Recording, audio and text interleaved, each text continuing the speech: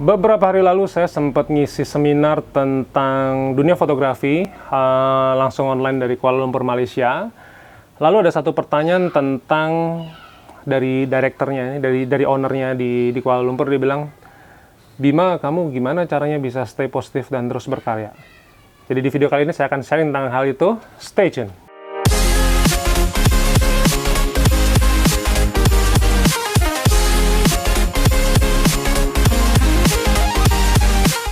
Namanya adalah KLPF atau Kuala Lumpur Photography Festival, di mana dulu tahun 2011 setelah mama saya meninggal, saya dapat email yang bilang bahwa 2011 ya, jadi 10 tahun yang lalu ya.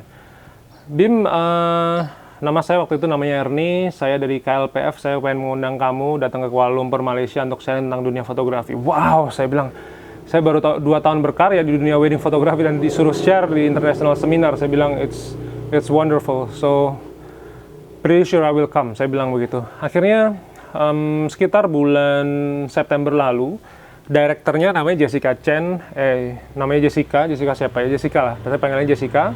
Itu DM saya di Facebook, dia bilang, Bima, do you have a time or do you mind to share your photography knowledge again in my KLPF? Dia bilang gitu. Saya bilang, oh, sure, Jess, saya bilang itu.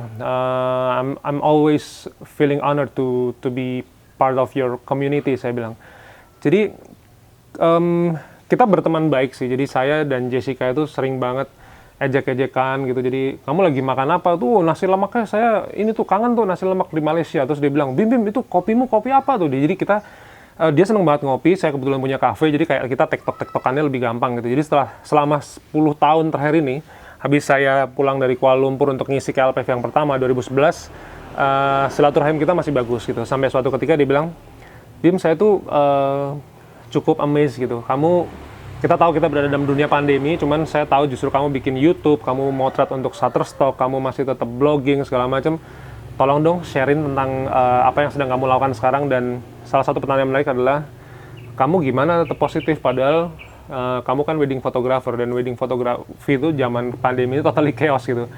Terus saya bilang, iya gitu, siapa yang bilang nggak chaos, karena kita kan nggak boleh ngumpul nih di pandemi, sedangkan yang namanya acara wedding and portrait itu kan segala macam orang kan tumblak-blak di situ. Terus saya bilang begini, sebenarnya saya pernah ngerasain chaos di tahun 2013 ya. Kalau teman-teman yang udah pernah nonton channel YouTube ini pasti pernah tahu bahwa saya pernah bangkrut 2013 ya. Terus saya bilang begini, soalnya gini Jess, saya 2013 pada waktu bangkrut, kalau saya ngeluh, saya juga nggak bisa dapat duit gitu. Saya nggak bisa ngasih makan anak istri saya gitu. Nah makanya ketika pandemi ini, ketika semuanya serba chaos, wedding nggak bisa gitu, yang saya bisa sekarang tuh cuman motret sama ngecepres begini. Karena selain motret ya, jadi ya mungkin weekly, monthly gitu kan pasti ada wedding and portrait job ya. Saya kadang di Bali, di Jakarta, kadang kalau pas kemarin winter ya saya juga ke Hong Kong buat winter portrait gitu ya. Cuman ketika pandemi kan nggak ada yang dikerjain, kita nggak bisa ngapa-ngapain. Sedangkan saya tuh, kalau dulu ada seminar, hampir setiap bulan tuh ada seminar-seminar kecil-kecil, baik tentang hospitality, ada tentang fotografi, saya selalu ngisi seminar gitu ya. Ini di pandemi ini kayak mulut saya tuh kayak kekunci, padahal saya kepengen ngecepres, kepengen ngomong gitu. Akhirnya YouTube adalah solusi saya pertama, kenapa saya memulai channel YouTube ini, adalah saya kepengen ngomong, saya kepengen cerita segala macam. Karena dulu setiap bulan hampir saya sharing, saya seminar gitu, diundang seminar.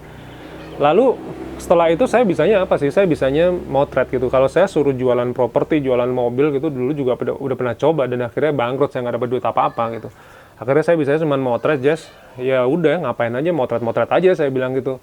Apa yang sekiranya bisa jadi karya gitu. Karena pikirannya saya masuk ke dunia microstock fotografi, khususnya pakai platform Shutterstock ini, tujuannya cuma saya kepengen manasin jari saya biar nggak kaku aja gitu. Masalah duit atau enggaknya, namanya juga dulu 2004 ya 2003 saya memulai fotografi itu kan as a hobi ya teman-teman. Jadi masa bodoh dapat duit apa enggak, zaman dulu saya nggak mikir ya, karena masih kuliah semester 1, uang saku juga 200.000 masih minta mama saya gitu. Jadi kayak nggak peduli saya dapat duit apa enggak. Akhirnya kemudian saya berpikir ketika pandemi, dulu saya memulai fotografi sebagai sebuah hobi ya. Kenapa saya sekarang nggak having fun aja dengan ini? Karena saya tahu wedding nggak ada, saya juga chaos finansialnya pada waktu 2020 awal tuh bulan Maret ya, suspek pertama di Depok segala macam.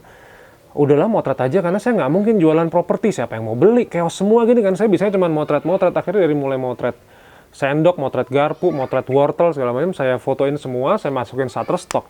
Habis itu kan masih ada sisa energi nih, seperti tadi saya bilang, saya biasanya kan ngecepres setiap bulan ngisi seminar gitu ya. Gimana caranya saya bisa ngomong sama siapa gitu? Nggak ada audiensnya gitu. Saya terus pikir, bikin YouTube aja deh. Akhirnya kan sekarang teman-teman nih datang hari ini sangat mengapresiasi saya, karena hari ini udah 17.300 subscriber dari nol ya teman-teman. Jadi alhamdulillah, makasih sekali, matur nuwun sekali.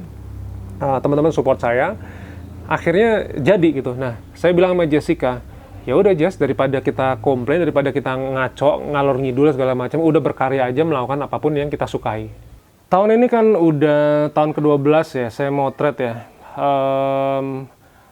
Tahun yang bisa dibilang nggak sebentar ya. Akhirnya saya berkecimpung dunia fotografi. Makanya kalau teman-teman masuk ke link di bawah, teman-teman bisa masuk ke salah satu halaman di website saya, di mana itu adalah kumpulan buku-buku saya, digital ya, e-book ya. Kalau kayak 99 Mimpi Buruk Fotografer Kawinan, itu saya bercerita tentang gimana saya lompat dari market tradisional ke market luar negeri. Saya motret bule di Bali, di Hong Kong, di Singapura, Macau, segala macam. Jualan foto dengan Shutterstock saya sharing tentang gimana caranya cari duit nih receh-recehan, dari mulai 1.400 perak per download sampai tertinggi adalah $15 per download gitu, which is not bad ya teman-teman ya. Dapat duit 1.400 perak kalau kita sambil tidur masa bodoh gitu. Yang penting mah dapat duit kalau buat saya gitu. Terus akan ada banyak buku-buku informasi yang teman-teman bisa akses di halaman website saya itu. Linknya ada di bawah. Ada kupon code, teman-teman bisa pakai. Teman-teman nggak mau beli ya, teman-teman nonton channel YouTube saya ini sudah mengapresiasi saya udah bilang terima kasih sekali gitu. Jadi daripada mikir yang enggak ya, kenapa kita bisa stay positif? Saya pikir daripada ngaco ya teman-teman, mending berkarya gitu. Karena buat saya, kalau berkarya ada kemungkinan bisa dapat duit gitu. Cuman kalau kita ngaco, kita ngeluh gitu, wah jangankan duit gitu, masalah malah yang datang. Mungkin kalau yang udah punya istri mungkin marah sama istrinya, anaknya jadi dimarah-marahin mulu. Terus mungkin ada job-job kecil-kecil malah nggak bisa, atau bahkan rumahnya kotor-kotor segala macam. Jadi daripada kayak gitu kan mending kita ngelakuin berkarya ya. Teman-teman yang misalnya suka masak di rumah, udah masak aja, rekam YouTube, share gitu.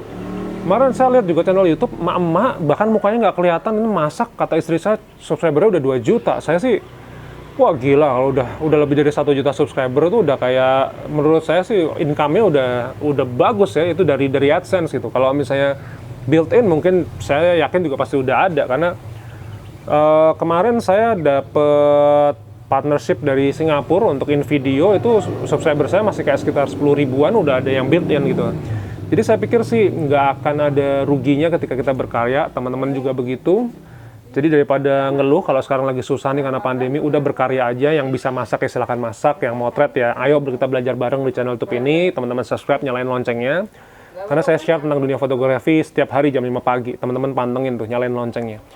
Jadi begitu, mudah-mudahan video singkat sederhana ini membantu teman-teman semua bagaimana stay positif, memberikan sesuatu yang paling bagus buat semua orang, buat diri kita pribadi, buat keluarga, at least dari hal-hal sederhana yang kita cintai ya. Kalau saya sih di sini motret ya udah, motret kaos kaki lah, motret gigi, motret pemandangan, apa aja saya foto.